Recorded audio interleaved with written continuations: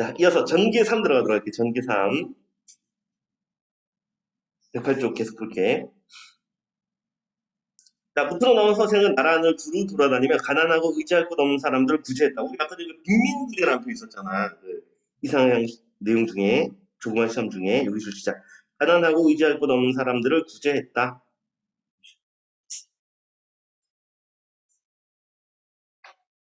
빈민구제.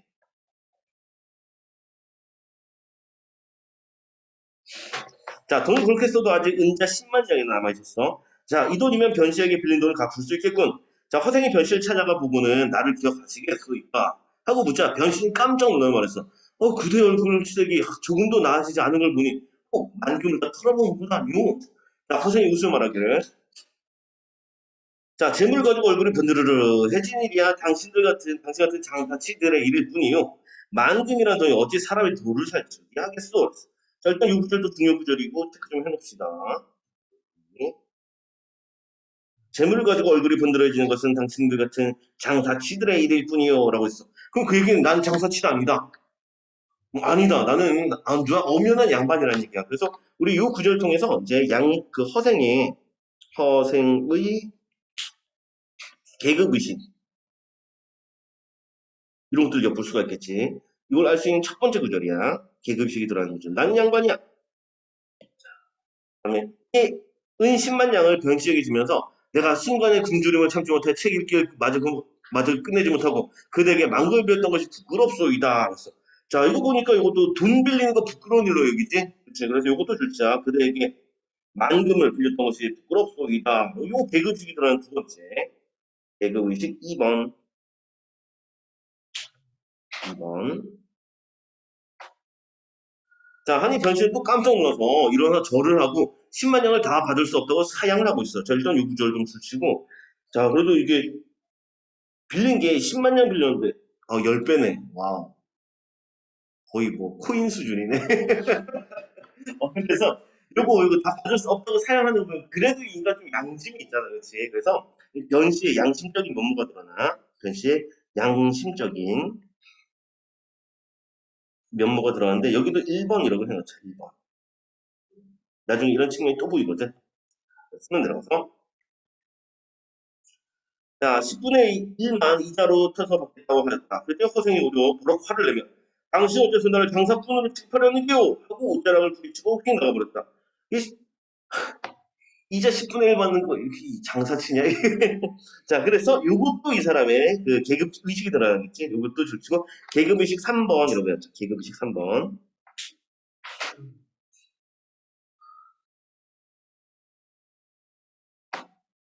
이자 10분의 1이면 이것도 비싼 거 아니야? 꽤 비싸. 그렇지, 10%네. 꽤 비싼데. 자, 변씨가 몰래 그의 뒤를 밟아서 쫓아가니 화생이 남산하를 향하더니 작은 오두막집으로 들어가는 것이 멀리서 보였어. 한 늙은 할미가 우물가에서 빨래를 하고 있기에 변씨가 또 물어보고 대답해 주겠지. 그래서 여기서도 네모 좀 치고, 이거 네모 쳐져 있으니까 네모 체크 좀 해놓고. 자, 서술자 대신 과거의 사건을 요약적으로 전달하는 역할을 한다라고 했는데, 요거 쉽게 얘기하면 이 늙은 할미 역시 그 허생이 어떤 인물인가 걸 알려주잖아. 그치? 그래서 여기 나이 드신 분들은 공통적으로 전부 다 정보 전달자 역할을 해줘. 우리 아까 전에도 그 할아버지 한 분 계셨지? 노인 한 분. 역할이 동일해. 여기 보이는 오두막이 누구 집이요? 허생원 댁이랍니다. 가난한 형편의 그리기를 좋아했는데 어느 날 아침 훌쩍 집을 넘어서 자 나갔더니 돌아오지 않은 지 벌써 5년이나 됩니다.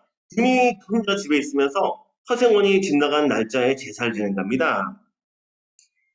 자, 그 변신 그제야 그의 성씨가 허씨라는 것을 알고 탄식하며 돌아왔다. 이게 우리 주인공 이름이 허생이잖아. 성은 허씨인 건 알겠는데 생이 이름이 아니야. 생이란 게 서생이란 뜻이거든. 서생. 선비란 뜻이다. 이름도 안 나와 이 사람은. 자, 이튿날 변씨는 허생에게 받은 은자를 모두 가져가서 그에게 돌려주었다. 자, 이것도 주시자, 이거. 허생에게 받은 은자를 모두 가져가서 그에게 돌려주었다. 역시 양심적이지, 그렇지? 양심적인 면모 두 번째. 양심적인 면모가 드러나는 두 번째 구절이다. 자, 허생은 사양을 했어. 내가 부자가 되려 했다면 100만 금 버리고 이까지 10만 금을 취하하겠어. 내가 지금부터는 그대의 도움을 받아가며 살아갈 터이니 이거 양아치 아니야? 이거. 자, 내가 그대의 도움을 받아가며 살아갈 테니 그대가 나를 잘 들여다봐주고 먹는 의복을 따져서 양식을 보내주고 몸을 헤아려 옷감이나 보내주고요. 아, 그러면 돈 벌주고 지가 해먹지. 이런. 자, 한평생 그렇게 살아간다면 충분할 것이 어찌 재물로 정치를 괴롭히고 싶소이까? 그랬어. 자, 그래서 여기서 이거 보니까 재물 싫어하는 사람이라고 알 수가 있겠지, 그치? 그리고 변씨가 백방으로 허생을 달려봤지만 끝내 어찌할 수가 없었어. 변씨는 그때부터 허생의 양식과 옷가지가 떨어질 만한 때를 헤아렸다가 되게 귀찮게 만들었네. 다시 직접 찾아가서 가져다 줬다. 그러면 허생도 흔쾌하게 뜻 알고 있지? 흔쾌하게 받아들였고, 만약 도금이라도 많이 가져오면 어쩌하면서, 그래, 내 어째서 내게 재앙을 안겨주라는 것이었어. 이거 재앙이라는 단어, 이것도 좀 중요하다, 재앙. 뭘 보고 재앙이라고 하는 거야? 그렇지. 그래서 여기 보면 재물에 대한 부정적인 인식이 나타나. 재물에 대한 부정적인 인식. 아, 여기 있나? 여기 있다. 여기 오른쪽 위에 날개 부분 있지. 이 부분 좀 별표 좀 치자. 재물에 대해 허생은 이중적인 태도를 나타나고 있지. 긍정, 부정이 다 있어. 일단은 긍정적인 것은 앞부분에 잘 나타났지.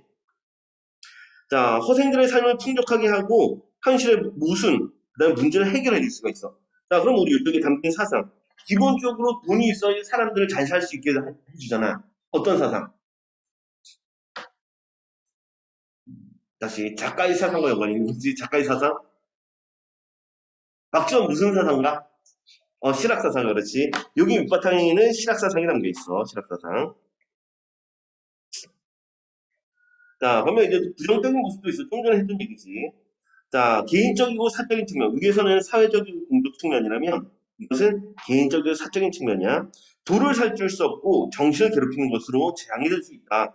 그러면 도 추구하고 있잖아. 이거 어느 도, 어느 종교 관련된, 어느 교류 관련된. 도, 도. 도교 되려면 신선돼야지. 여기 유교 사상. 여기 유교 사상.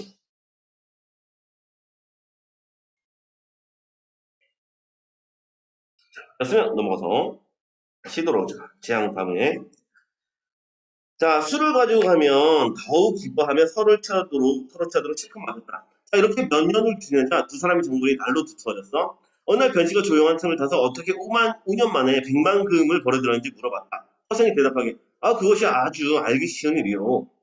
조선이란 나라는 배가 외국으로 통하지 못하고 수레가 나라 안을 가리지 못하기 때문에 모든 물품이 이 안에서 생산되고 이 안에서 소비됩니다.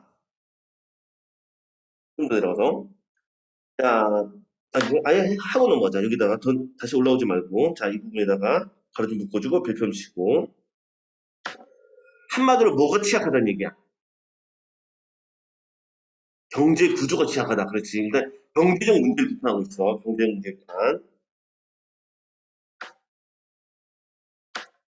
조선의 경제적 문제를 비판하는 구절인데. 자, 세 분형 다시 볼게. 자, 조선이라는 나라는 다음 출자. 배가 외국으로 통하지 못해. 뭘 못하고 있어? 외국 가야지 뭘 할 수 있어, 외국과. 교역이 되겠지. 그렇지. 일단 해외 무역이 부재해. 첫 번째 해외 무역 부재.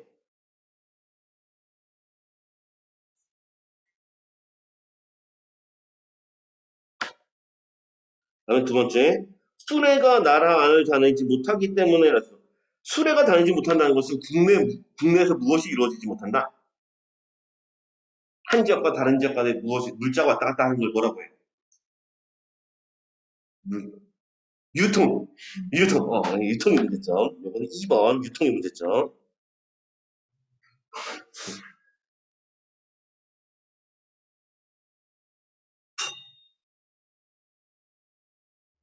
그다음에 모든 물품이 이 안에서 생산되고 이 안에서 소비가 된대. 스스로 만들고 스스로 먹는다는 얘기잖아. 요거 3번. 자기가 만들어서 자기가 먹는 거 뭐라고 하지? 다 그래가지고 그렇지. 이런 것들, 이 세 가지가 이게 이제 경제 문제가 되겠어. 경제 문제들 세 가지. 자, 대체로 현금이라는 돈은 작은 돈이므로 물건을 모두 사들일 수가 없지만, 그러나 이를 열로 쪼개면 백금이 10개가 되어서 10가지 물건이야 충분히 살 수가 있겠죠. 이해되지? 어. 열 종류로 나눠서 10가지 사는 거야. 자, 물건의 단위가 가벼우면 굴리기가 쉽기 때문에 설령 한 가지 물건이 미친다 하더라도 나머지 9개의 물건으로 재미를 볼 수가 있다면 여기 재미를 이익 볼 수 있다. 자, 이런 장사 방법은 정상적으로 이익을 찾는 방법이고 작은 장사꾼이나 하는 수단이지. 어찌 문을 이제 쪼개가지고 여러 물건 사는 거. 그래서 그렇게 팔아먹는 거. 편의점이지, 편의점. 자, 다음에 자, 그러나 만금이란 돈은 물건을 무조리 사재기 할 수 있으니 술에 있는 것은 술의 전부를, 배에 있는 것은 배 전부, 한 고을에 있는 것은 고을 전부를 마치 촘촘한 그물로 모두 훑어내는 것처럼 싹쓸이 할 수 있죠. 싹쓸이가 가능해. 자, 묵에서 생산된 만 가지 중에 물건 중에 한 가지를 몰래 사재기를 하고 바다의 만 가지 어족 중에서 한 가지를 슬며시 사재기를 하고 다음 넘어가서 자, 약재 만 가지 중에서 하나를 몰래 독점을 하면 그 한 가지 물건이 남몰래 잠겨 있는 동안에 모든 장사치의 물건을 이 말라버리게 되죠. 여기까지 이해되지? 독점을 한 거야. 자, 이런 사재기 방법은 국민을, 백성들을 해치는 길이 될 것이니 후세의 강국자들이 만약 내가 써먹었던 이런 사재기를 한다면 반드시 나라를 병들게 하고 말 것이요. 그랬어. 자, 그래서 얘가 지금 자신이 돈 번 방법을 알려주고 있잖아. 알려줬는데 이거 쓰라고 말라고. 하지 말라고 그러지. 우리 아까 전에 이렇게 싸그리 몽땅 사가지고 비싸게 팔아먹은 거 이거 네 글자로 뭐라 했어?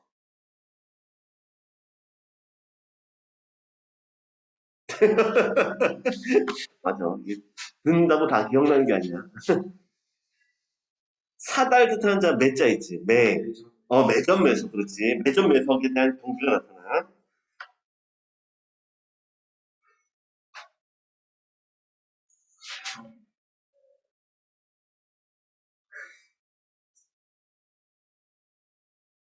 쓰지 말라는 거지. 자, 그리고 네. 자, 그래 처음에 내가 돈을 꾸어줄 것을 어떻게 알고서 나를 찾아와 돈을 빌리려고 했던 겁니까? 자, 꼭 그대만 내게 돈을 빌려줄 뿐만 아니라, 만금을 가진 사람이라면 누구라도 모두 빌려주었을 것이 무슨 자신감이야, 이거. 돈 있으면 자기한테 다 빌려준다. 말도 안 되는 소리. 나 스스로 요량해봐도, 요량하다는 단어 좀 알아두도록 하자. 요량하다. 요량하다. 헤아려 생각해보다. 자, 그렇게 해도 내 재주가 백만금이라는 거금을 벌어들이기에는 부족합니다. 그래서 내 재주는 충분하다, 부족하다? 부족하다는 얘기지. 거금을 벌어들이기엔 부족합니다. 일단 여기 요 줄치고 이 사람 태도는 알 수 있다. 그러니까 사람 기본적으로 어떤 태도? 사람이 되게 어떤 사람이야? 자신을 좀 이렇게 낮추잖아. 이럴 때 이런 사람 어떤 사람이라고 해? 겸손한 사람이지, 그렇지? 일단 겸손함이 드러나.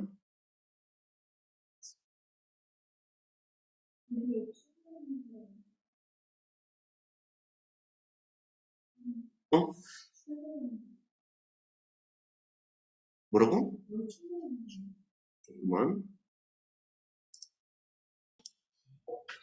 아하하하. 이게 교과서가 또 이게 자수가 개정이 됐구나. 오케이. 자, 그래서 여기 지워야겠다. 부족합니다. 지우고 충분합니다로 고쳐야겠네. 이놈의 것이 이놈의 출판사. 충분합니다. 고치자.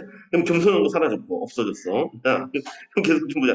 자, 어쨌든, 자신의 능력에 대한 이제, 이제, 능력에 대한 믿음이 있는 거지, 그러면. 충분하게 고치면, 능력에 대한 믿음으로 고치자. 아이, 나 진짜, 이놈의 출판사.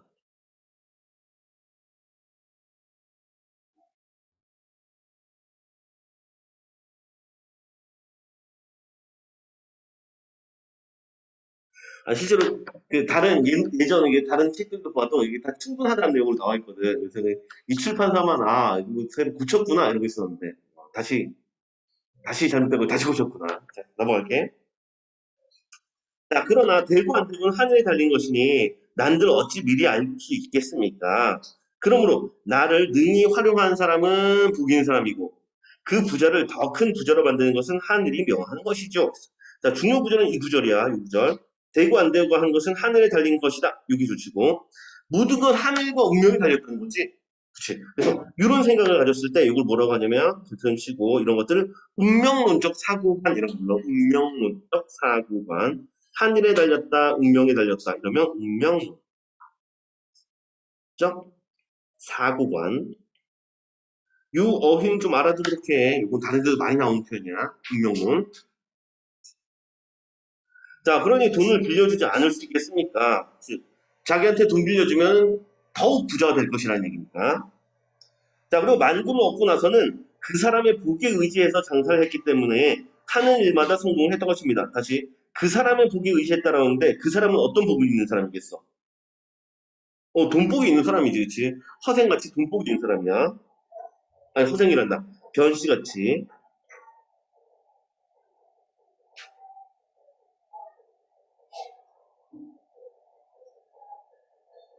물소리 진짜.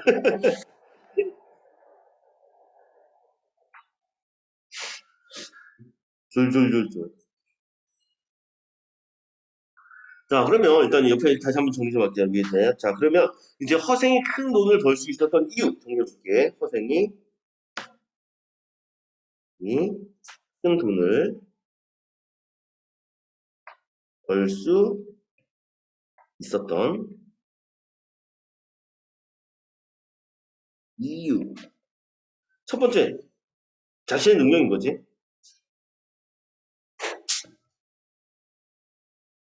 그 다음에 또 두 번째, 모두 있었어.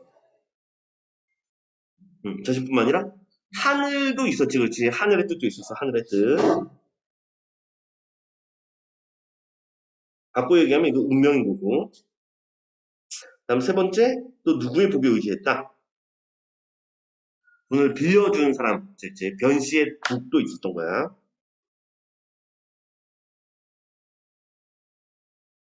음, 이렇게 세 가지 때문에 큰 돈을 벌 수가 있었지. 자, 그리고 만약 내가 내 돈을 가지고 사사로이 뭔가를 하려고 했다면 그 성패는 역시 알 수가 없었을 거다. 실패할 수도 있었다는 얘기야. 내가 비록 능력이 있어도 내 돈 가지고 하는 거니까 내 돈복은 별로 없었지. 사생은 돈복이 없는 사람이잖아. 자, 우리 시방, 지금 사대부들이 남한산성에서 오랑캐에게 당했던 치욕을 씻어내려고 하니, 라고 했어. 일단 이 구절 관련해서 남한산성 관련된 사건이 있었지. 어떤 사건? 그렇지. 병적으로 얘기하는 거야. 여기 작은 글씨 좀 읽어볼게. 자, 청나라 군대가 일으켰던 전쟁, 이제 병자론으로 인조, 그 다음에 신하들이 남한산성으로 들어가 45일간 대항해 싸웠으나 마침내 견디지 못하고 인조가 남한산성에서 나와서 굴욕적인 항복을 했던 사건을 얘기한다. 요 사건을 얘기를 해. 그래서 그 삼전도의 굴욕이라고 들어봤어? 지금도 저희 가면은 저기 잠실 옆에 보면 삼전동이라고 있거든.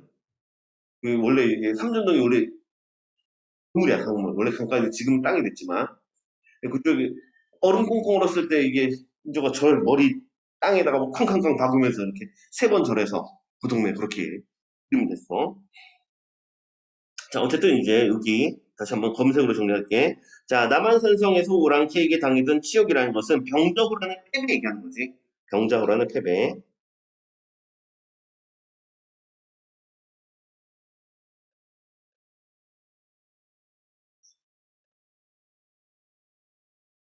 자, 그 치욕스러운, 굴욕스러운 것을 씻어내려가니 지금이야말로 뜻있는 선비들이 팔을 걷어붙이고 뒤를 떨쳐볼 때입니다. 당신은 그런 대지를 가지고 어찌 괴롭게 어둠에 파묻혀 일생을 마치려고 합니까?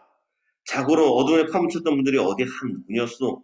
졸수제 조성기 같은 분은 적국의 사신으로 보낼 만한 인물이었지만 평생 벼슬 없이 배잔방이를 걸친 채 늙어 죽었고 하는데 일단은 여기부터 가로 좀 열어놓자. 여기부터 가로 좀 열어놓고 바로 이 뒷장 넘어가서 정리할게. 자, 여기서 이제 한자성 하나만 접근해볼게. 평생 벼슬 없이 배잔방이를 걸친 채 늙어 죽었고, 라고, 이 걸친 채까지만 주시자. 옷을 입었다는 얘기거든. 배옷. 그렇지. 우리 관리들은 보통 어떤 옷을 입었어? 관리들은 어떤 천으로 만든 옷을 입었겠어? 비단 옷을 입었겠지, 그렇지. 그래서 배옷을 입었다는 것은 벼슬 없는 선비였다는 얘기거든. 그래서 이렇게 벼슬 없는 선비를 뜻하는 한자성어가 배 포자를 써가지고 옷 의자에 써서 포의지사라는 한자성어가 있어. 뜻은 배옷 입은 선비라는 뜻인데 벼슬이 없는 삶한테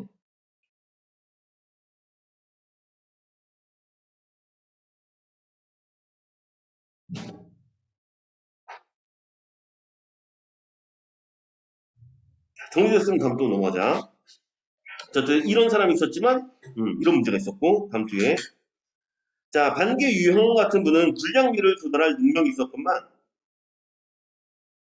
바다 한 귀퉁에서 일생을 배회하였습니다.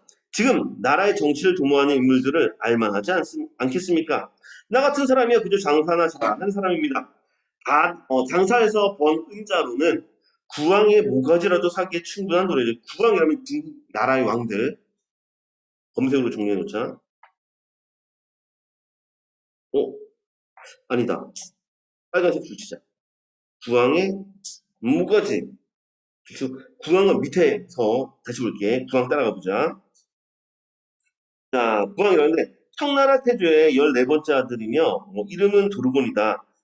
청나라 3대 왕인 세조의 수로 정권 실세였고 병절원에 때 조선에 온 바가 있었던 사람이래. 여기까지 됐어? 됐으면 다시 올라가서 이게 뭐 또 책마다 다 달라가지고 주왕이 당시 중국 9개의 나라의 왕들이다 이런 입장인데 여기서 이제 특정 인물로 지칭이 나네.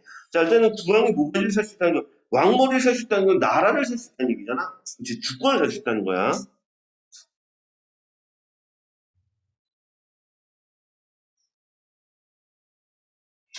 자, 그래서 이런 걸 사기에도 충분한 돈이지만, 그러나 바다에 던져버리고 온 까닭은 이 나라는 도대체 쓸 데가 없기 때문이었지요. 자, 일단 여기까지 해서 끊어주도록 하자. 자, 지금 우리 그 허생 대사 부분 바로 묶었잖아. 그치? 이 부분을 통해서 우리 아까 전에는 경제적 문제점을 비판했잖아. 그치? 이번엔 정치적이고 사회적 문제를 얘기하고 있어.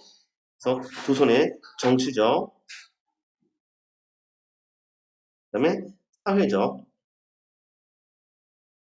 문제를 비판하는 중요 구절인데, 구체적으로 보면은 훌륭한 사람들이 있지만 이 사람들이 등용이 안 된다는 얘기잖아. 그냥 버려지고, 그치? 시골에서 묻혀 지내고 있어. 그래서 사람을 발탁하는 거, 이걸 뭐라고 해? 뛰어난 사람을 발탁하는 거. 인재를 등용한다고 하잖아. 그렇지? 인재 등용에 문제점이 있었다는 얘기야. 이건 인재 등용의 문제점.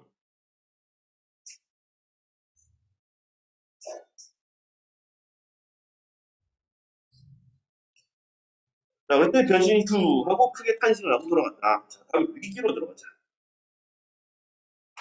자, 변신은 본지 정승기환과 각별하게 지낸 사이였다. 자, 요 정승기환이라는 인물, 동그라 좀 치고, 아예 정리 좀 하고 넘어갈게. 이 사람 중요한 인물이라서. 일단 실존 인물이지. 이 사람 실존 인물이거든. 어떤 효과 있겠어? 그렇지. 첫 번째 실존 인물의 사실성을 부여하고.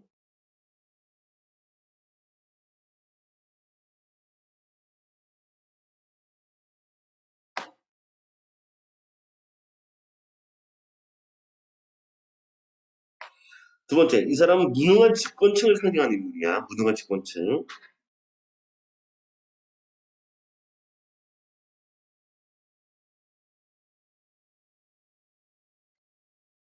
다음 세 번째, 실리와 명분 중에서 나중에 이렇게 보면 아는데 실제 이익과 명분 중에서 명분을 중시하는 인물로 나와. 이 사람은 명분을 나타내.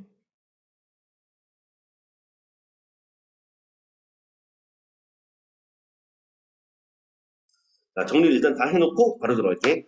자, 각별하게 지내는 사이였다. 자, 이 곡은 당시 어영평 대장도 있었는데 어영평 뭐 하는 것인지 좀 확인해 보면 네. 자, 조선시대 중 가석 분영 중에 하나고 효종 3년에 이완을 대장으로 삼아 처음 설치했다. 이제 분영 중에 한 곳이었구나. 이 정도 느낌만 갖고 넘어가자. 이거 따지면 뭐 한 2스타, 3스타쯤 되는 것 같아. 장군님이셔. 자, 근데 언제 변씨와 이야기를 하다가 지금 여항이나 일반 민가에 혹쓸만한 재주가 있어 대사를 함께 도모할 이런 인재가 있는가를 물은 적이 있었다. 일단 여항이라는 단어가 있는데 이 단어는 좀 알아두도록 하자. 이렇게 치고. 자, 백성이 살림집이 많이 모여있는 곳에 일반인이 사는 곳일 때 일반 백성이 사는 곳, 이걸 여염이라고 해. 여항. 자, 이렇게 큰 일을 도모할 인물이 있는가를 물은 적이 있다. 여기서 대사, 큰 일에 해당되는 게 뭐겠어? 그렇지. 청나라 친일지 북벌 얘기하는 거다. 그렇지. 그래서 여기서 검은색으로 정리하자. 북벌.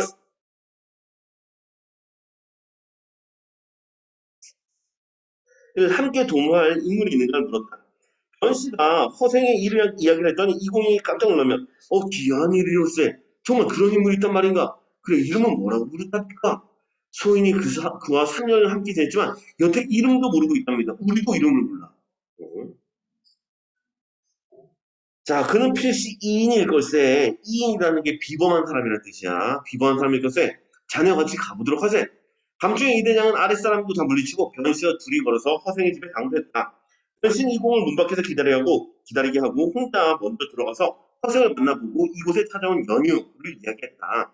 허생은 진즉 못 들은 척하며 그만 자네가 차고 온 술병이나 이리 풀어놓으시게 하고 서로 즐겁게 마셨어.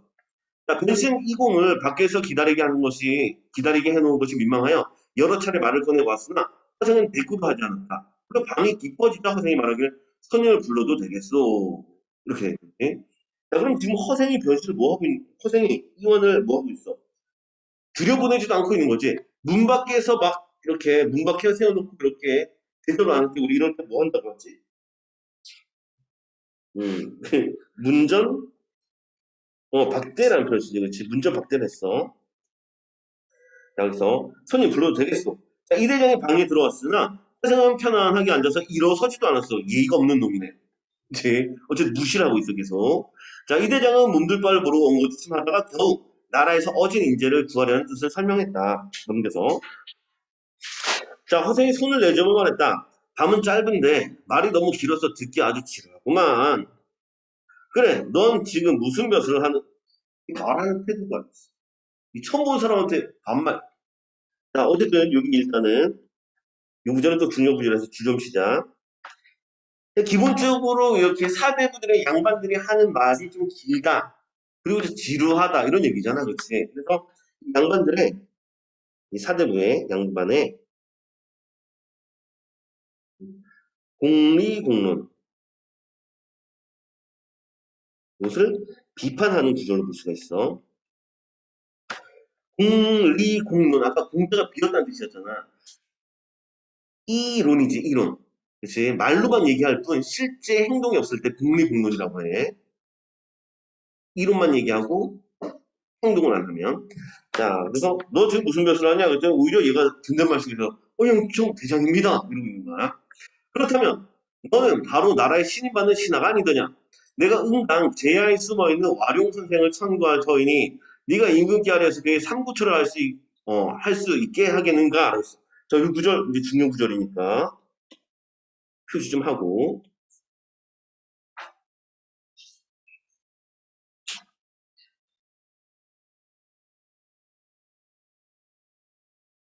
자, 여기 허생이 제시한 계책 1번이라고 나왔지? 잘 안 보인다. 허생이 제시한 계책 1번이라고 나왔지? 자, 다시 한번 읽어보니까 너는 나라의 시인반 신하가 아니냐. 내가 응당 제야에 있으면 제야라고 하면 시골 얘기하는 거지. 자, 여기에 묻혀있는 와룡 선생을 참고할 것이다 하는데 어디들 잘 알아두는데 와룡 선생은 우리 그 삼국지에 나온 사람 중에 되게 똑똑한 사람 있잖아. 유비의 부하 중에. 제갈량. 그치, 제갈공명 얘기하는 거야. 그래서 이 제갈공명 같은 사람을 뛰어난 사람을 천거하겠다라고 했는데 천거라는 단어도 중요하고 그런 사람을 추천하겠다는 뜻이야. 자, 이 사람을 뛰어난 사람을 추천할 터니 네가 임금기 아래서 삼구초려하게 할 수 있게 하겠는가? 라는 삼구초려. 이 단어도 중요하지. 요거는 요 빈칸 문제 나올 수 있으니까 이거 찾을 수 있어야 돼. 삼구초려 들어봤어? 3번 찾아갔지 유비가. 그렇지. 인재를 찾기 위해서 하는 노력을 뜻해. 밑에 내려가서 훑어보자. 자, 삼구초려 여기 있다.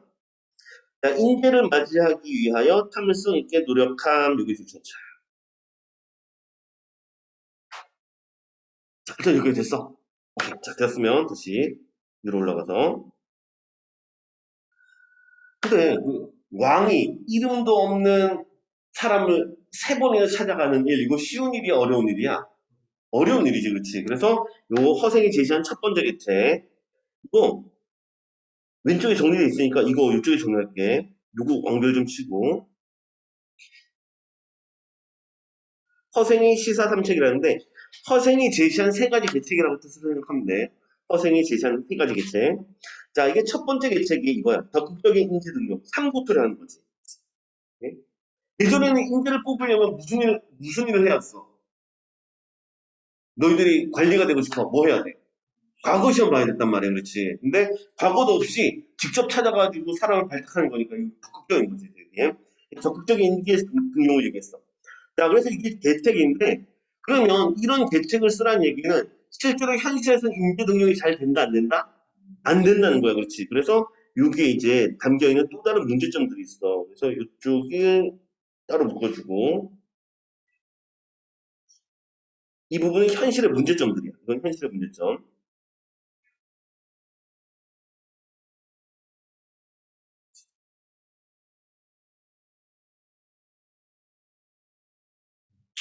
자, 그래서 인재를 적극적으로 등용하지 않는 현실, 이것을 비판하는 구조라 해야 되는데, 여기까지 이해됐지? 적극적으로 인재 등용해라. 왜? 현실에서는 그렇지 못하니까. 그렇게 비판하는 구절. 자, 되었으면 계속 들어서. 자, 이대장은 머리 숙이고 굴돌이 생각하더니 한참 만에 대답하기를, 어렵겠습니다. 다음 거 듣고자 합니다. 그래서 어렵다는 얘기는 왜? 왕이 직접 찾아가는 거 가능하다, 불가능하다? 안 되는 거였지. 명분상 안 되는 거였지. 이 사람은 명분을 중시하긴다 그랬었지. 왕은 높은 사람이라는 명분을 중시하는 거야. 실리를 추구하려면 찾아가야 돼, 말아야 돼. 찾아가야 되거든, 그렇지. 근데 이 사람은 실리가 아니라 명분을 중시하겨. 다음 거 듣고자 합니다. 근데 그 다음이란 말은 아직 배우지 못했었다라고 했어. 그긴 그 다음은 필요가 있다, 없다. 없다는 얘기야, 그렇지. 근데 이게 가장 좋은 계책이라는 얘기야. 지금 이렇게 적극적으로 인재 등용이 가장 좋은 계책이야. 자, 그래서 이대는 그래도 굳이 묻자. 이제 허생이 다음 계책을 또 알려줘. 자, 다음 계책도 가로로 묶어놓자. 이게 두 번째 계책.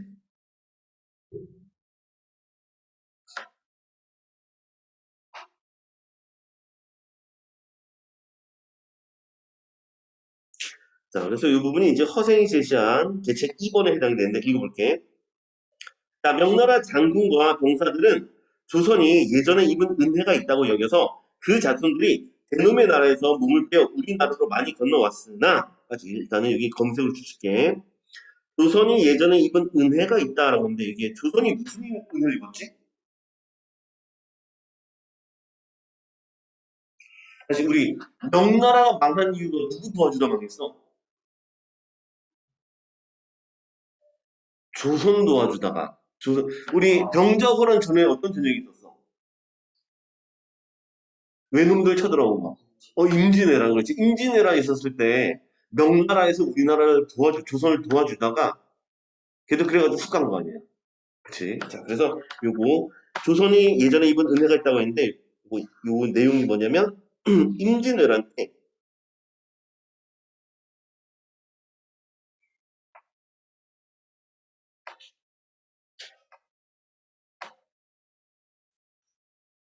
지원해준 일, 요걸 얘기하는 거야. 그래서 안 그래도 명나라 좀 이렇게 부실했는데 병사 빼돌려가지고 조선을 도와줬다가 군사력이 많이 약해진 거지. 그래가지고 침략을 당해가지고 나중에 망하게 돼. 자, 그래서 우리나라로 많이 건너왔으나 이리저리 떠들며 홀몸으로 외롭게 지내고 있는 이가 많다. 네가 임금께 하려서 중실의 여자들을 뽑아서 두루 시집을 보내고 혼자 권귀들의 집을 몰수하여 그들의 살림집으로 내어줄 수 있게 하겠느냐. 일단은 중실의 여자라고 하면 중실이니까 왕실의 여자잖아. 왕실의 여자면 공주님 아니셔? 공주님? 왕실의 여자면 공주님이신 거지, 그렇지? 자, 이런 여자들 뽑아서 시집 보내라. 그리고 훈척, 건기라는 단어들이 있는데, 훈척과 건기라는 단어는 좀 알아둬야 돼. 훈척, 말 그대로 나라에 공훈이 있는 친척이야. 훈척. 그다음에 권귀, 권세가 있는 귀족이라는 뜻이야. 이 단어들도 알아두도록 하자. 자, 왼쪽 아래는 아니구나. 바로 아래쪽에 있었지? 자, 그래서 훈척. 자, 공로가 있는 임금의 친척이고, 왕의 친척. 그다음에 권기, 권세가 있는 귀족.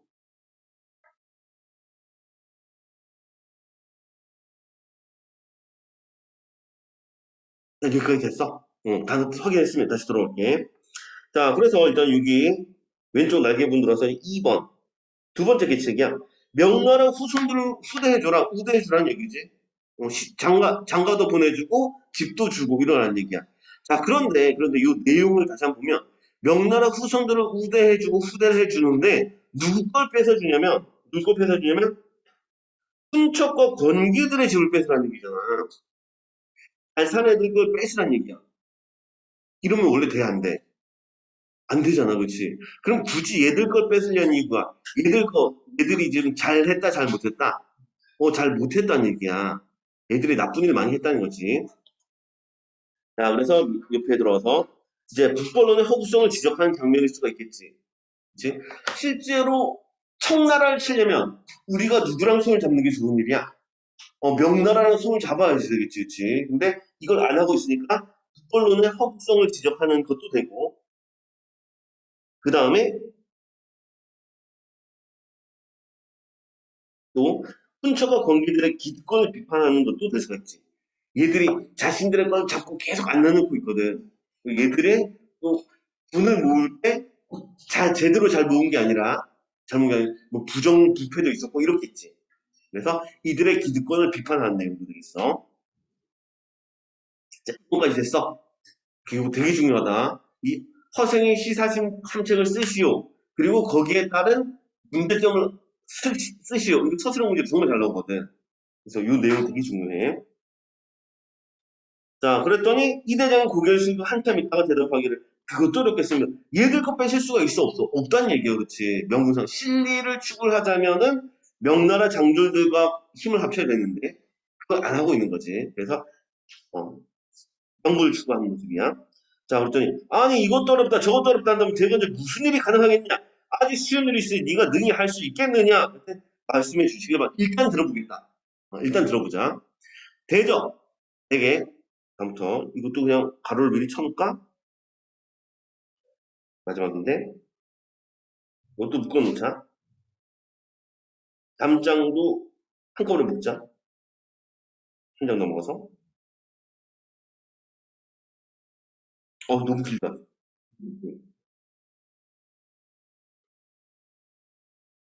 길다. 이 부분이 이제 세 번째 계책이던데 여기가 바로 허생이 제시한 계책 3번. 허생의 세 번째 계책. 여기 나와있지?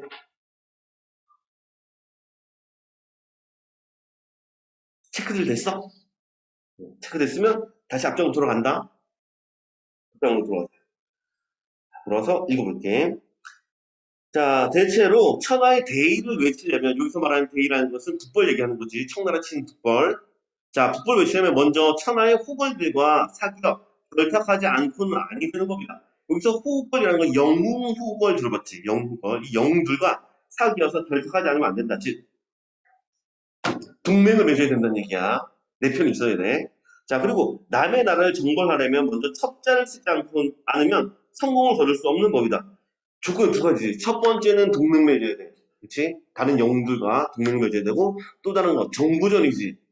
그치? 옵저버, 오버로드. 알고 있나? 옵저버 띄워야 돼. 스캔 뿌려봐야 되는 거야. 스타 중 하나? 어쨌든 이렇게 정부전이 필요해, 정부전. 스파이가 필요하다고. 그래서 이 두 가지를 해야 되는데, 지금 나라를, 대의를 외치기 위한 조건들 얘기하고 있어. 검색으로 확인만 하자. 자, 대의를 외치기 위해서는, 이거 내붙이고, 대의를 외치려면 필요한 게, 첫 번째, 천하의 후들과 사귀어 결탁을 하는 게 필요하고, 그 다음에 또 그러려면 첩자를 써야 된다는 거. 이거 두 번째 조건이 되겠지. 여기 2번. 쓸데가 없다, 2번. 여기 2번. 자, 그러면 성공을 거둘 수가 없어. 두 가지 꼭 필요해. 자, 지금 만주족이, 통나라 만주족이 갑자기 천하의 주인이 되었으나, 아직 중국을 완전히 손아귀에도 친하게 지내지 못하는 형편이다. 즉, 만주족이니까, 우리 원래 중국의 원래 민족은 뭐지? 중국은 원래 한족이지, 한족. 그렇지, 중국 한족. 얘들 만주족과 한족이 서로 친하지 못하는 상황이야, 지금. 자, 그럼 이때 조선이 다른 나라보다 먼저 솔선해서 복종한다면 저들에게 신뢰를 받을 것이다. 만약 당나라 원나라 때 예전처럼 우리 자제들을 청나라에 파견하여 학교에 입학하고 벼슬도 할 수 있게 하고 또 장사치들의 출입도 금하지 말도록 저들에게 간청을 한다면 저들도 자기네 친근해지고자 하는 우리를 보고 반드시 기뻐하여 이를 허락할 것이다. 자, 우리 이쪽에 있어서 검은색으로 줄게. 우리 자제들을 청나라에 파견을 해. 그래서 입학하고 배설도 시키는 거야. 또 장사치들도 출입을 해. 왔다 갔다 하는 거지. 얘들이 누구 역할을 하게 돼 있어. 다시 우리 앞장에서 다른 나라 치려면 필요한 게 두 가지가 있었잖아. 뭐뭐 필요했지? 포괄들과 결탁하는 거. 그 다음에 첩자, 스파이가 필요했거든. 얘들이 중국 들어가면 얘들이 무슨 역할을 할 수가 있어? 얘들이 바로 첩자 역할을 하게 되는 거지, 그치? 얘들이 첩자 역할을 할 수 있어.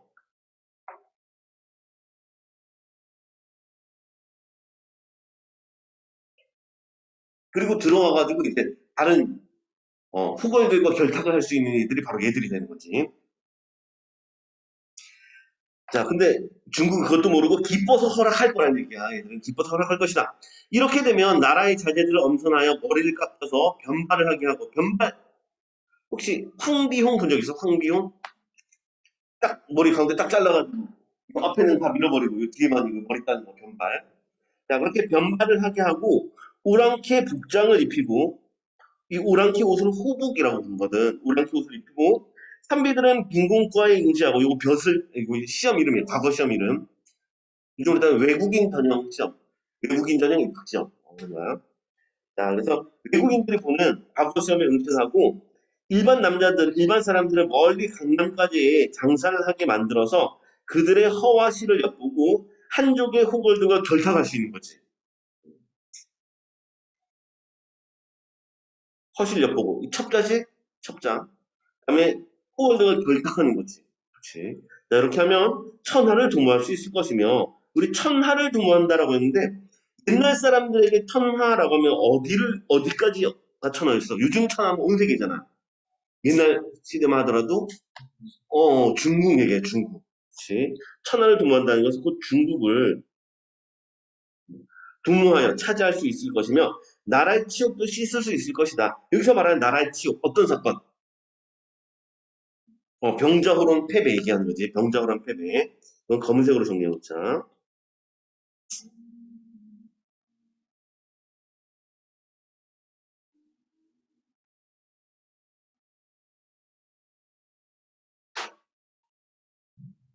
자, 이럴 수 있을 것이다. 만약 이러고 나서 만약 명나라 황족이 후손을 찾지 못하면 일단은 중국은 대차지했는데 이제 황제가 필요할 거 아니야. 당연히 황족에서 후손을 찾아야 되는데 이걸 찾지 못하면 천하의 제후들을 인솔해서 하늘의 임금이 될 만한 사람을 천gol하여서 하늘의 임금이 될 만한 사람이라는 것은 여기 검색을 줄게 하늘의 임금이 될 만한 사람 황제란 뜻이죠. 황제 천자 같은 말로 황제. 자, 이런 사람을 천거라는 단어 우리 아까 한 번 나왔었어. 와룡 선생을 천거하겠다 했어. 천거라는 단어 이거 알아들어가 있는데 뭔 뜻이지? 추천.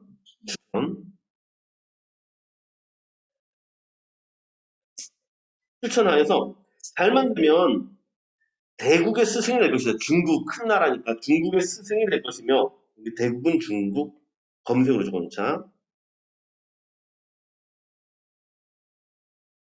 의 스승이 될 것이며 못되어도 성씨가 다른 제국가 중에서는 제일 큰 나라로서의 지위를 일치할 것이다. 그래도 조선이 힘을 내서 중국 천하를 되찾았으니까 다른 나라들 중에서 가장 높은 나라가 될 거라는 얘기야. 자, 그래서 정리가 되었으니까 다시 앞장으로 들어가자. 아까 그 날개 부분으로 들어갈게. 세 번째 규칙 정리하러 가자. 자, 여기서 3번 규칙. 통나라와의 교류를 해라. 이거지. 통나라와 교류를 해라. 가서 배우고 벼슬도 하고 경사꾼도 보내고 이렇게 교류를 하자. 자, 그런데 그럼 이걸 통해서 말하고자 하는 바 이제 크게 두 가지 내용인데 실제로 첩자를 파견을 했어, 안 했어, 조선에서는? 안 하는 거지, 그렇지. 첩자 파견을 해야지 북벌할 수 있는데 이걸 안 하고 있단 말이야. 그럼 실제로 이 북벌하겠다는 게 말도 안 되는 거짓말이라는 얘기지. 그래서 이것도 북벌의 허구성을 비판하는 모습이 될 수가 있어. 북벌의 허구성. 북벌의 허구성은 이해됐지. 첩자를 안 보냈으니까 허구적인 내용이야. 그 다음에 내용이 뭐냐면 우리 자제들을 보내가지고 변발을 해야 되잖아. 그리고 후복을 입어야 되거든. 중국 가서 생활하려면 그 나라의 문화에 맞도록 지내야 되는데 그걸 안 하고 있는 거지. 그치? 그래서 이 사람들 여전히 허례 허식을 지키고 있다는 얘기야. 허례 허식. 우리나라의 옷, 우리나라의 머리 모양 이거 계속 지키려고 하니까 허례 허식이 되는 거지. 그게 정리됐나? 오케이. 자, 그래서 다시 한번 정리하면 요거 되게 중요하다 그랬다. 시사삼체, 허생의 시사삼체. 첫 번째 계층은 적극적인 인재 등용. 두 번째 계층은 명나라 후손을 후대하는 거. 세 번째 계층은 청나라와의 교류. 이렇게 있는데 각각의 단계 문제점까지 기억을 해둬야 돼. 적극적인 인재 등용하라는 것은 그렇지 못하다. 명나라 후손을 후대하라는 얘기는 그거 안 하고 있다는 거지. 북벌의 하구성. 그리고 혼자 건기껏 빼앗으라는 얘기는 얘들이 기득권을 계속 챙기고 있다는 얘기고. 마지막 청과의 교류를 하라는 얘기는 안 하고 있으니까 북벌의 허구성이 되고 마지막 이 사대부 양반의 허례 의식을 비판하는 내용이겠어. 자, 이거 잘 외워두자. 자, 다음 되었으면 다음 아까 보던 부분 이었습니다. 자, 이 대장이 낙심하고 허탈해서 말했다. 아, 사대부들이 모두 예법을 삼가고 지키고 있는데 누가 기꺼이 머리를 깎고 오랑캐 옷을 입으려고 하겠습니까? 잠시 넘어가기 전에 여기 잠깐 보자. 우리 아까 전에 여기 113쪽이지, 113쪽. 권장. 여기 날개 부분에 여기를 좀 보고 나올게. 자, 화생과 이완 대장의 입장 차이. 자, 일개책은 임금이 신하에게 몸을 낮출 수 없어서 안 돼. 이개책은 동질과 훈적 관계들이 기득권을 버리지 않을 것이니까 안 돼. 삼개책, 변발과 후복이 사대부들의 예법에 어긋나니까 안 돼. 라고 얘기를 했어. 자, 그래서 중요한 건 다음 거. 자, 허생이라는 인물은 이 사람은 실리를 추구하는 인물이야. 실리 추구. 얘가 내놓은 계책들은 다 실제로 도움이 되는 거지. 실제적 이익이는 실리야. 자, 반면에 이완이라는 인물은 이 사람은 명분을 중시하는 인물이야. 명분 중시. 그래서 보니까 태도가 서로 갈리잖아. 입장이 서로 다르다고.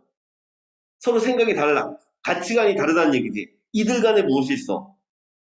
그렇지, 갈등, 그렇지. 여기도 갈등이 있는 거야. 그래서 실리와 명분의 갈등에 해당돼. 이들의 갈등은 실리, 명분의 갈등. 이랬으면 다시 페이지 돌아오자. 자, 허생이 대갈일성하면 대갈 육같아요. 머리가. 자, 대갈일성했다는 크게 외쳐 꾸짖는 한마디라는 뜻이고 뜻은 알아두도록 하자. 크게 외쳐 꾸짖어서 말하기를 도대체 사대부라는 거에 뭐 하는 것들이냐? 우랑캐 땅에 태어난 주제예요. 자칭 사대부라고 뽐내가 앉았으니 이런 어리석을 때가 있느냐 하고 있어. 중국이 보기에는 중국이 보기에는 동서남북 자기 빼곤 전부 다 오랑캐지. 그치? 뭐 남만, 동이, 서융, 북적 뭐 이렇게 불렀어. 전부 다 오랑캐라는 뜻이야. 쓸데없는 정보인데 적을 필요는 없어. 중국 땅덩이라고 하면 중국이라고 하면은 이쪽에는 북적, 북쪽 오랑캐라는 뜻이야. 그럼 남만, 남쪽 오랑캐라는 뜻이고 동이, 동쪽 오랑캐라는 뜻이고 그다음에 서융, 서쪽이니까 저쪽 아라비아 쪽 이런 나라겠지. 아랍 계통 이런 이쪽이야. 다 오랑캐라고 부른 거야. 근데 그나마 여기 좀 석, 융, 만 여기에는 전부 다 무슨 한자가 들어가냐면 유글자가 들어가. 이 벌레 충자야, 벌레 충자. 그래서 북쪽, 남쪽, 서쪽 오랑캐는 전부 다 벌레 취급한 거야. 근데 요 동이 할 때 동쪽 이, 요 이자는 한자가 달라. 벌레 충자가 안 들어가고 벌레 충자 안 들어가고 요 이자가 어떻게 쓰냐면 이렇게 쓰거든. 이렇게 써. 이게 이제 동쪽 오랑캐 있잖네.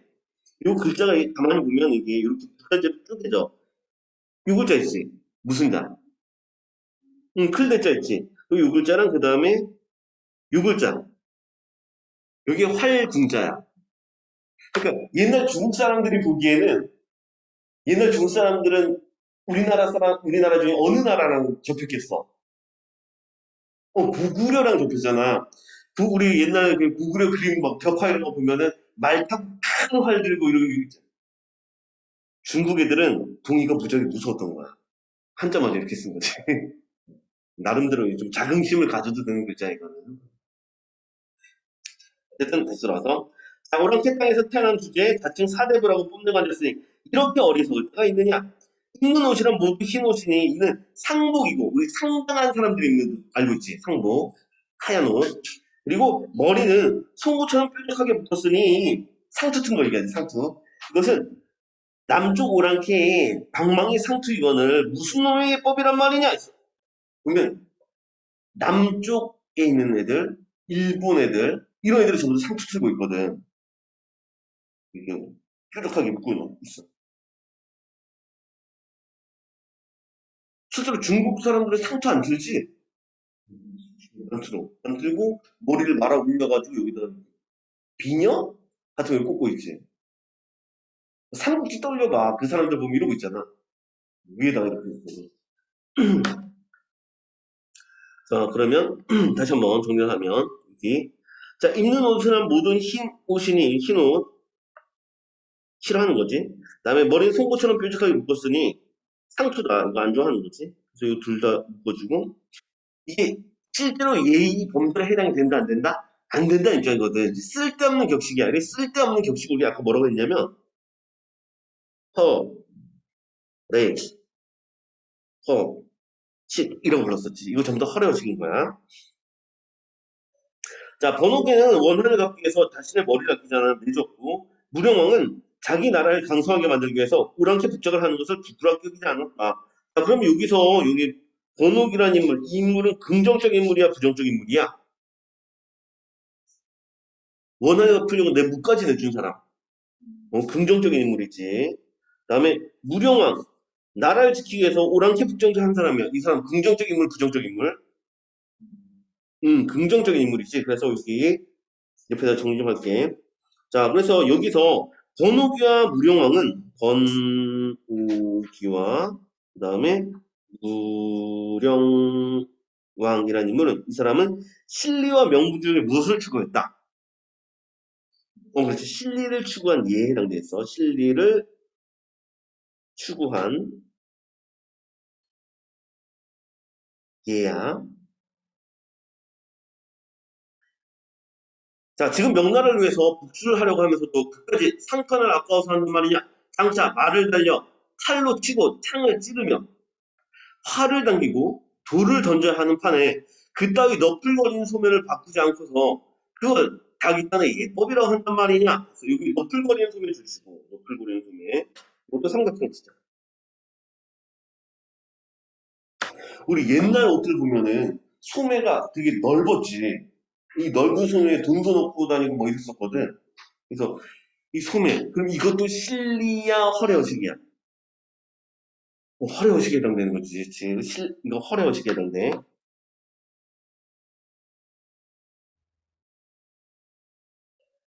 생각해보면 되게 웃겨. 이 넓은 소매를 팔랑팔랑거리면서 팔 쏘고 돌 던지고 그러면 상상만 해도 너무 웃겨. 넘어갈게.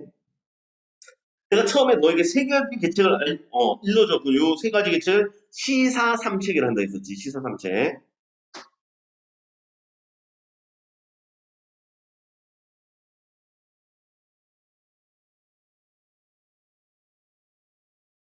우리 그 세 가지 계책만 한번 떠올려보자. 첫 번째 뭐 하자? 그렇지. 적극적인 인재 등용을 하자. 두 번째는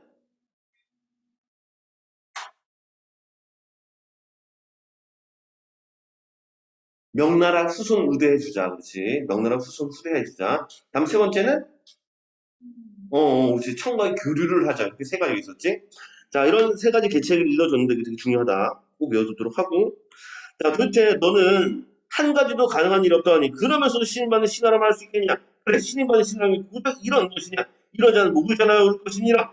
하고 좌우를 돌아보면 칼을 찾아서 찌르려고 했다. 이대장 깜짝 놀라서 일어나 뒷문으로 뛰어나가 재빠르게 달아났다.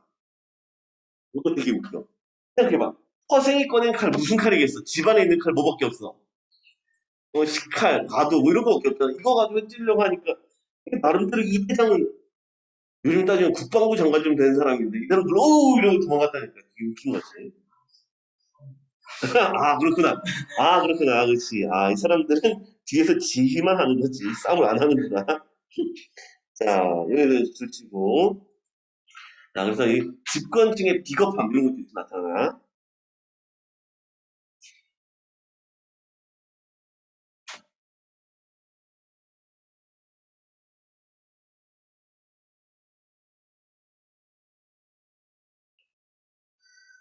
자, 이튿날 다시 찾아갔더니 집은 텅 비어있고 허생은 간 곳이 없었어. 요 결말 처리 방식이 되게 또 중요하다. 그리고 들치고 별표를 치자. 그래서 결말이 이거야. 반대 없음 끝 이러고 있는 거야. 황당하게 끝났지? 결말이 제대로 맺어졌어 안 맺어졌어? 안 맺어졌어. 그렇지. 자 그래서 밑에 허생이 사라진 미완성 결말이야. 미완의 결말로 마무리가 됐는데 중요한 것은 왼쪽 날개 부분에 보면 미완의 결말 구조라고 해서 이것도 되게 중요하고 서술형 문제를 잘 물어보는 게 또 요 놈이야. 뒷부분에서 문제 나오잖아. 수학 문제 나오면 시사삼층 물어보거나 아니면 미완의 결말 구조 이둘 중에 하나는 물어봐. 둘 중에 하나는 객관식 나오고 둘 중에 하나는 서술형 나올 거야.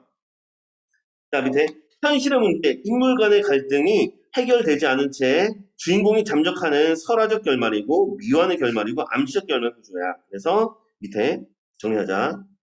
자 미완의 결말 구조가 어떤 효과가 있냐. 첫 번째, 허생의 가치관이 당시 조선 현실에서 수용되기 어려운 급진적인 것이었다. 이걸 암시해 줄 수가 있어. 생각해보자. 인재 등용하려고 삼고초려하는 거 이거 되겠어 안 되겠어? 당시 조선 현실에서 안 되잖아, 그렇지? 너무 급진적이었다는 얘기야. 너무 급진적이었다. 다음 두 번째, 허생의 이인다운 풍모가 부각이 된다. 이 보면 좀, 뭐 좀 사라졌잖아, 사람이. 그치? 사라지니까 뭔가 좀 이렇게 특이한, 이상한, 비범한 느낌이 들겠지. 그래서 비범한 이인다운 풍모를 부각할 수가 있고, 다음 세 번째, 여운을 남겨서 궁금증을 유발할 수가 있다. 첫 번째, 두 번째, 세 번째. 자, 이거 외워야 돼. 그리고 이 결말을 다른 표현으로 뭐라고도 했는지 좀 봐줄게. 설화적 결말이라는 말, 미완의 결말이라는 말, 그다음에 암시적 결말이라는 말. 이러고 나와도 같은 표현이 되겠어. 설화적 결말이다, 미완의 결말이다, 암시적 결말이다. 정리됐지? 그러니까 이거 외워야 된다. 꼭 외우자. 자, 정리됐으면 뒤로 넘어가서 학습 활동까지 하고 시작. 쉬었다가 할까? 해버리자 이러면. 자, 들어서 이 소설에 나타난 아이구야. 이 소설에 나타난 허생의 행적을 공간의 이동에 따라 정리해보자. 우리가 필요한 건 요놈이다. 공간의 이동에 따라 이야기가 전개된다는 거. 요거 그렇죠. 작품의 구성 방식이 공간의 이동이야. 자, 먼저 허생의 집에서 허생은 아내의 삭 바느질로 생계를 이으며 일공부에 전념하다가 생활고 탓에 화가 난 아내에게 비난의 말을 듣고 집을 나가버렸어. 이때만 해도 이 인간이 부정적 인간이었지. 자, 다음 변씨의 집. 한양에서 가장 부자라고 소문이 난 변씨를 찾아가 돈 마냥을 빚었어. 다음에 안성과 제주도 여기서 삼남의 길목인 안성에서 연회나 제사에 쓰는 과일들을 사재기 하여 큰 돈 벌었고 그 후 제주도로 들어가 망건제를 말총의 세제기에서 또 큰 돈을 벌게 돼. 다음 빈섬으로 들어가서 굶주린 도적들을 데리고 빈섬으로 들어가 농사 무역으로 식량을 넉넉히만 해도 큰 돈을 벌어 그들을 풍족하게 할 수 있겠고 이거 되지? 자 변씨의 집. 자 섬을 따라 나라 안에 가난한 사람 섬을 떠나서 나라 안에 가난한 사람들 두루 구제한 뒤에 변씨를 찾아가 과거에 빌렸던 돈을 은 10만 양으로 갚았다. 변씨가 자신이 받아야 할 만큼의 돈을 받고 나머지는 돌려주겠다고 말하자 화를 내며 오히려 돌아갔어. 마지막 허생의 집. 변씨가 주선하여 만난 이완 대장에게 북강병을 위한 시사 삼책을 제시했으나 받아들여지지 않았어. 이에 이완 대장을 크게 질책하고 사대부들의 안일함, 허위의식을 비판한 뒤 다음날 동족을 감추면서 마무리가 됐다. 넘어가자. 이건 뭐 읽고 그냥 넘어가면 되겠어. 아, 너희들 이거 순서는 알 수 있겠지? 네, 요 순서만, 요 공간이동 순서만 파악해 놓도록 하자. 다음 장 넘어가서. 자, 서울 속 인물의 성격, 사회상을 파악해보자. 자, 1번. 다른 인물과의 관계에서 보여준 말, 행동 근거에서 다음에 중요한 건 요거. 허생의 성격. 주조자. 먼저 허생의 아내. 자, 가난데도 글만 읽고 아내가 삭발을 하여 겨우 먹고 산 걸 봐서, 그래서 다음 줄자. 생계에 관심이 없고, 그 다음에 글 공부를 중시하고 있어. 그래서 경제적으로 무능한 사람이에요. 경제적으로 무능한 인물이었고, 비판의 대상인 거지. 자, 다음 변 씨 보면 허생은 일면식도 없는 변 씨에게 돈을 빌리기 위해 찾아갔으나 위축되거나 구타한 모습을 보이지 않고 시용 당당한 태도를 보였거든. 그래서 1호번 허생은 다음 시작. 허생 선비로서의 자존감이 높고 주관이 분명하다. 이런 인물. 다음 도적 때 넘어서. 자, 허생은 가난 때문에 도적이 된 양민들에게 안정된 삶의 터전을 마련해줬어. 1호 허생은 다음 시작. 백성들의 삶이 안정된 삶을 만들어야 한다는 여기부터 다 줄게. 백성들의 삶이 안정된 사회를 만들어야 한다는 사대부로서의 문제의식과 책임감을 지니고 있다. 여기 주죠. 도적들을 통해서 알 수 있는 허생의 성격. 요걸 알 수가 있고. 다음 마지막 이완대장. 북벌과 북강명을 주장하면서도 실질적인 노력을 하지 않는 지배계층의 관점만 대변한 이완대장에게 분노하는 것을 볼 때 허생은 감투쉽게 지배층의 무능과 허위의식을 질타하는 비판적 지식인이자 다음에 명분보다 다음에 실리를 중시하는 실용주의자이다. 같이. 각각의 인물과의 대사를 통해서 알 수 있는 이 허생의 특징들 잘 잡아둬야 돼. 자, 그러면 일단은 허생이라는 인물을 보면 허생이라는 인물은 처음에는 부정적이었잖아. 근데 나중에는 긍정적으로 변화하게 되지. 그러면 인물의 성격이 변하거든.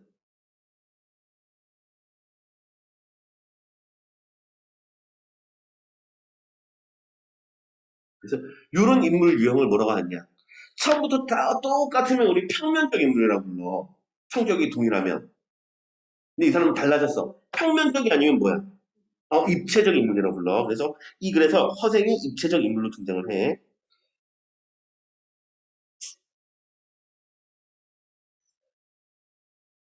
성격이 달라지면 입체적 인물이라고 한다. 까지 알아두죠.